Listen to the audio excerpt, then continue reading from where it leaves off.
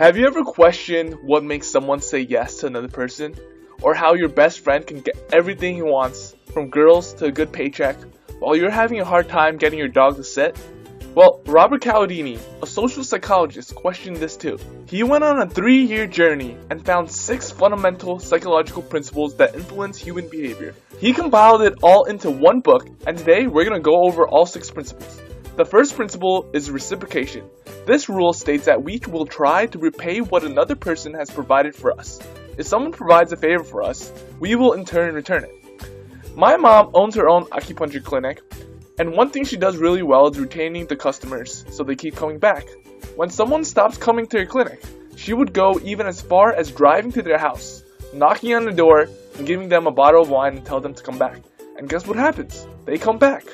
Something more familiar to us are free samples. How many times have you been in the supermarket trying to hit everything on your groceries list, and then you see a nice, smiling old lady handing out cubes of meat that you will never buy? You take one, and then all of a sudden you buy 4 bags. This is the reciprocation principle happening at its best. The free samples act like a gift, and in return, you repay her by buying it. The second principle is commitment and consistency, which is our near obsessive desire to be or appear to be consistent with what we have already done. Once someone makes a choice, there's a pressure to behave consistently with that choice. I remember a few years ago, I was walking on a busy street, and I made a wrong turn all of a sudden. I started to panic because I just didn't want to turn around and look stupid, so instead I just kept on walking and eventually got lost. Yep, consistency. In addition, the more effort that goes into a commitment, the greater it influences the person who made it. Fraternities and sororities are super big on this principle. Actually, the entire point of Hell Week is based on this principle. Hell Week is when people get to pledge into their frats and they undergo a series of difficult trials to prove that they are worthy of joining. After someone does all this hard stuff, they already made this decision and put a lot of effort. This is why you don't see a lot of people quitting a frat after they've just been pledged. The third principle is social proof. This states that we find certain behaviors to be correct when we see other people doing it. The term monkey see, monkey do might actually be true. Let's look at the latest trends. People see all these models and stars dressed a certain way, and we follow along. Remember how long dresses were in fashion?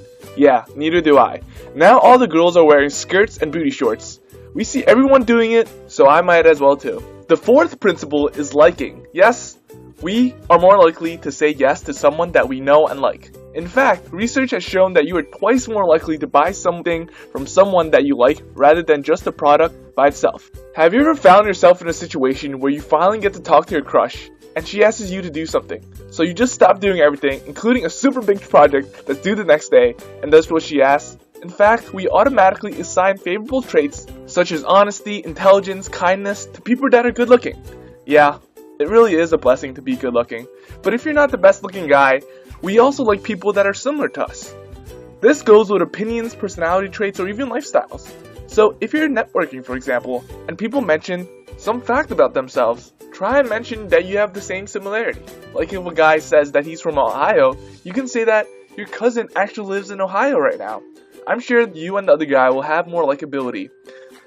The fifth principle is authority. We listen to people who have more power than us. Once a legitimate authority has given an order, subordinates stop thinking in this situation and start reacting. Let's look at the medical field. Doctors get a lot of patients every single day and they're really busy. They examine the patients really quickly and scribble a prescription on a piece of paper and let the nurse do the rest. Even if the prescription might be totally wrong, patients, nurse, pharmacists, and other physicians do not question it.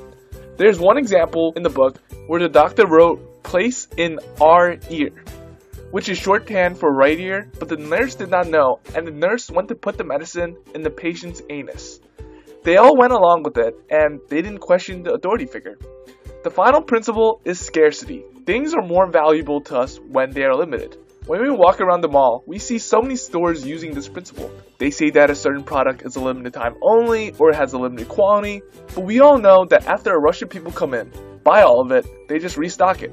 However, we all still fall for this trick because it has a sense of urgency and that we do not want to lose something. I fell to this trick a couple of years ago. I was on a cruise and they were selling some nice shoe soles for $400. At first, I was not going to buy it because I thought, $400, that's a ripoff. And then they announced that they only had 50 left, and I immediately reached for my card and bought it. Oh, how I regret it. Well, these are the 6 principles of persuasion that Robert Cialdini found that helps direct human behavior. I hope you learned something. If you enjoyed, please like, subscribe, and share. Thank you, because subscribing really helps me out. And maybe now, when an old lady hands you a piece of meat, you think twice before taking it. Alright, this is Mental Fitness, where we hustle for a better well-being.